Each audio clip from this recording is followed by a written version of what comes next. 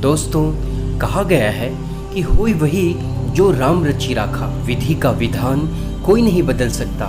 परमात्मा ने जिसके भाग्य में जो लिख दिया है वह होकर ही रहता है। तो दोस्तों, आइए हम एक पंडित और यमदूत की ऐसी कहानी सुनते हैं जो हमें सोचने में विवश कर देती है कि हमें भविष्य जानने की इच्छा में ना पड़कर भगवान पर पूर्ण विश्वास करते हुए आनंदपूर्वक जीवन व्यतीत करना चाहिए।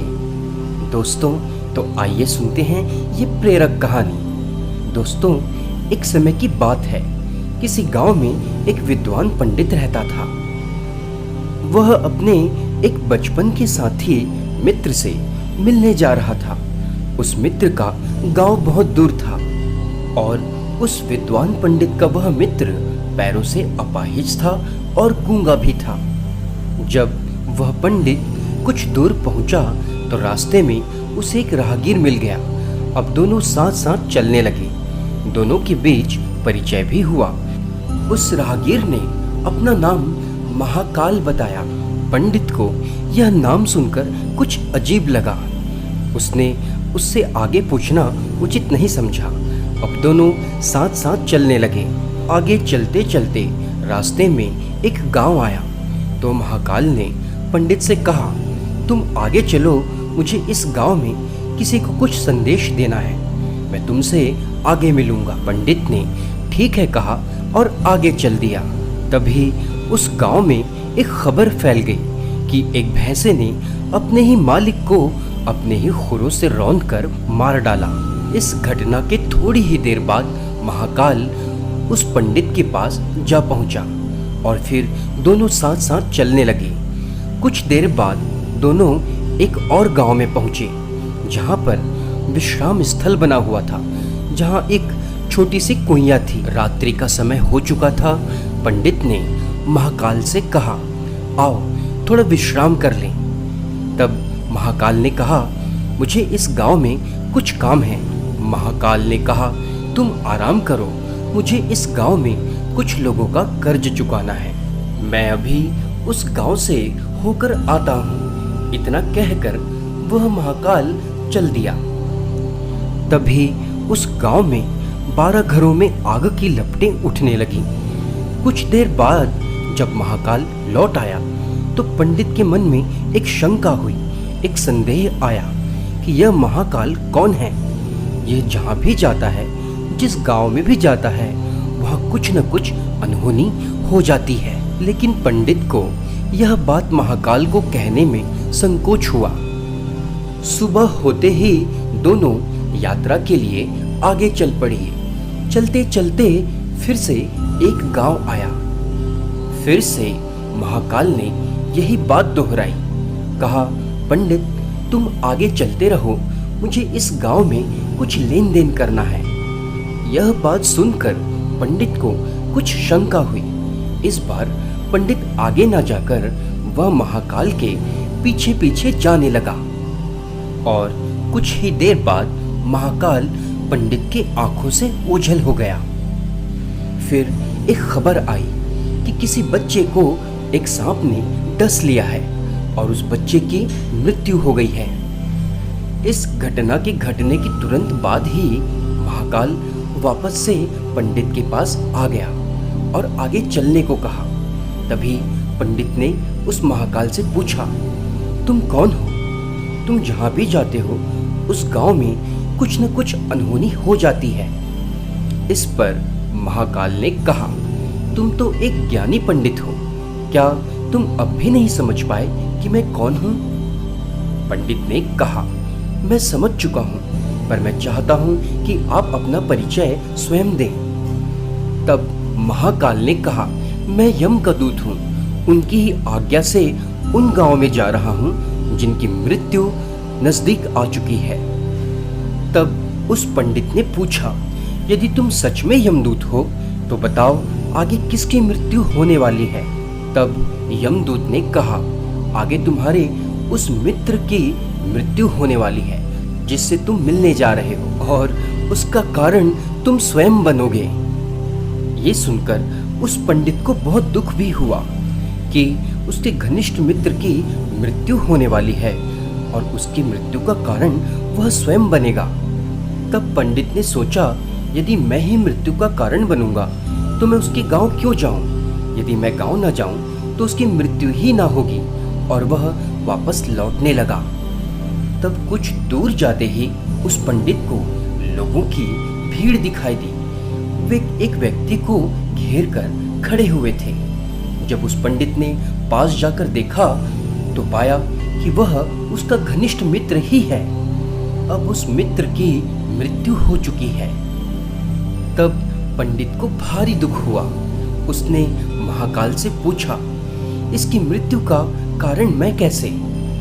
तब महाकाल ने कहा, तुम्हारे मित्र ने तुम्हें पिछले गांव में ही देख लिया था और वह तुम्हारे पीछे पीछे आ रहा था। क्योंकि वह अपाहिज था और गूंगा था, इसलिए वह तुम तक नहीं पहुंच सका। तुम तक पहुंचने के प्रयास में हृदय गति बढ़ने के कारण उसकी मृत्यु हो गई और उसकी मृत्यु के कारण भी तुम ही थे। तब पंडित को अपने भविष्य के बारे में महाकाल से जानने की इच्छा हुई। इसलिए उसने महाकाल से पूछा, जब मृत्यु मेरे मित्र की ही होनी थी तो तुम शुरू से ही मेरे साथ क्यों चल रहे थे?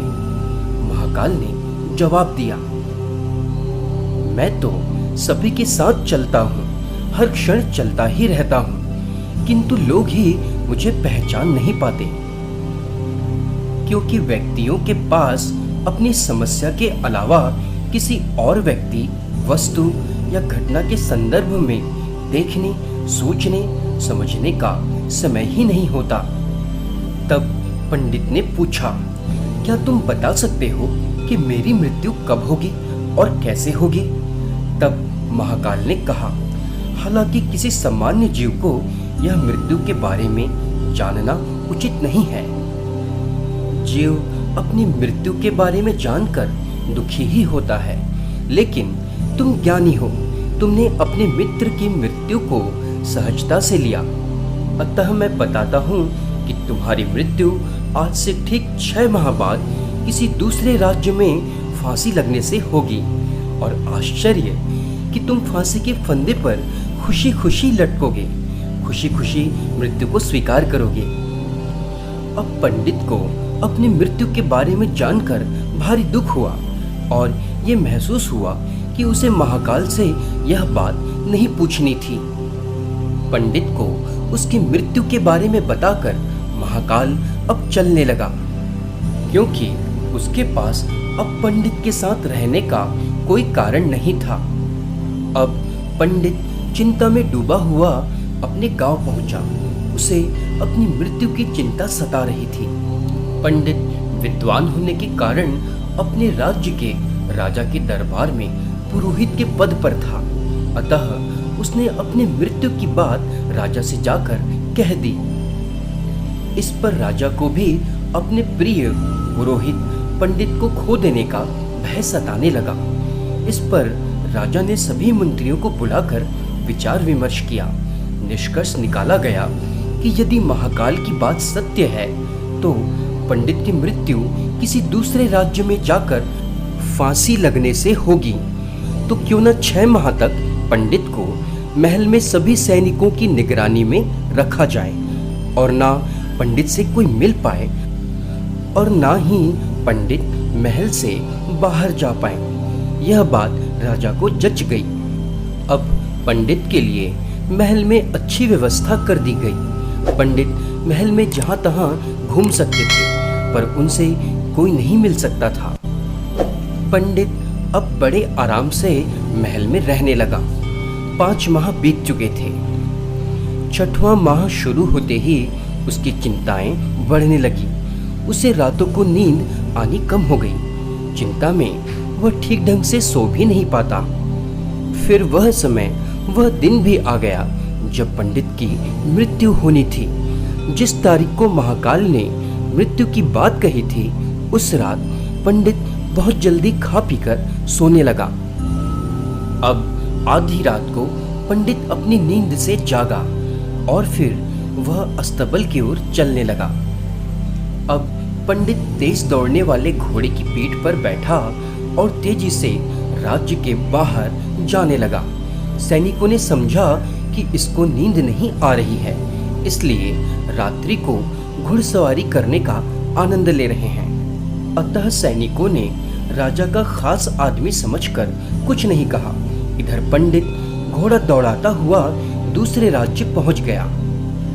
मित्रों, यहाँ दरअसल पंडित को 6 माह तक भय में रहने, चिंता में रहने के कारण, ठीक से नींद न आने के कारण नींद में चलने की बीमारी हो गई, जिसका पता स्वयं पंडित को भी नहीं चल पाया। नहीं तो वह राजा और सैनिकों को अवश्य ही बताता, अपना इलाज भी करवाता। अब दूसरे राज्य में प्रवेश करते ही वहां के मंत्री ने पंडित को गुप्तचर समझकर पकड़ लिया। रात्रि का समय था, अतः पंडित को सुबह राजा के पास पेश करने की बात सोचकर अपने कमरे के बाहर सैनिकों की निगरानी में देखरेख करने को सौंपकर मंत्री स्वयं सोने चला गया। रात्रि के अंतिम प्रहर होते ही निगरानी कर रहे सैनिकों को भी झपकी आने लगी और पंडित नींद में चलते चलते राजा के शयन कक्ष तक जा पहुंचा। शयन कक्ष में पहुंचकर वह राजा रानी के बगल में लेट गया। सुबह जब राजा ने सारा दृश्य देखा तो क्रोध से भरकर कहा, ऐसे नीच व्यक्ति को तो तुरंत मृत्यु दंड दिया जाना चाहिए। नींद में चलने की बीमारी के कारण स्वयं पंडित को भी यह समझ नहीं आया कि वह यहाँ तक कैसे पहुंचा। तब राजा ने पंडित को मृत्यु दंड दिए जाने की घोषणा कर दी। तब पंडित ने राजा से कहा, मेरी मृत्यु तो आपके राज्य में होनी ही लिखी थी और इसकी भविष्यवाणी 6 माह पहले ही कर दी गई थी। और तब पंडित ने राजा को महाकाल से मुलाकात की बात, भविष्यवाणी की घटनाएं एक एक कर सुना दी। पंडित की बात सुनकर राजा को भी बहुत आश्चर्य हुआ।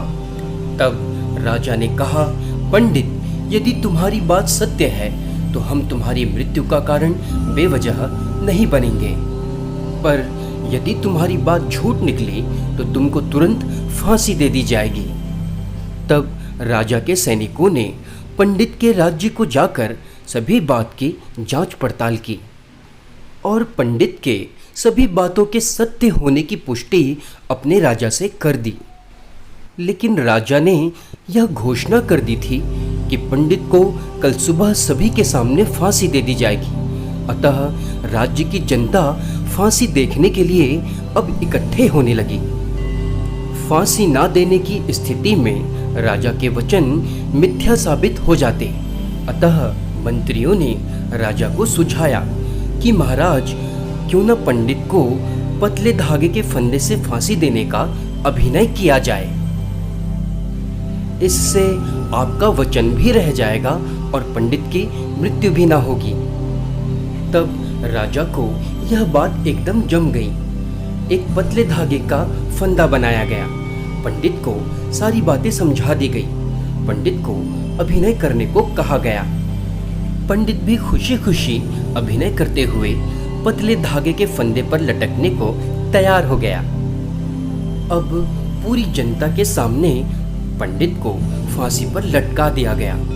कुछ सेकंड फांसी पर लटकते ही पंडित नीचे गिर पड़ा, लेकिन पतले धागे की फंदे की वजह से पंडित के गले की नब्ज कट चुकी थी, जिससे खून की धार बहने लगी और विधि के विधान के अनुसार पंडित की मृत्यु हो गई।